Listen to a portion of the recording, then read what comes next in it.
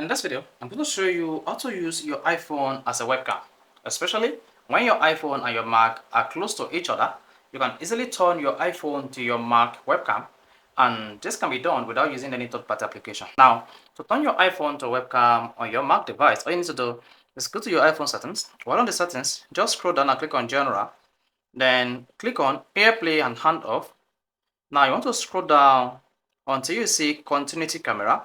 Use your iPhone as a webcam for your Mac when both devices are near each other. Then make sure this feature is turned on. So if this feature is turned off, your Mac will not be able to use your iPhone as a webcam. But with this feature turned on, both devices can interchange the functionality of the webcam of the device, and your Mac can easily use your iPhone as your webcam when both devices are moved closer to each other. So this is how you can easily turn on continuity camera on your iPhone to use your iPhone as a webcam on your Mac. If this is helpful, if you want to hit the like button, don't forget to subscribe to our YouTube channel for more quality videos just like this.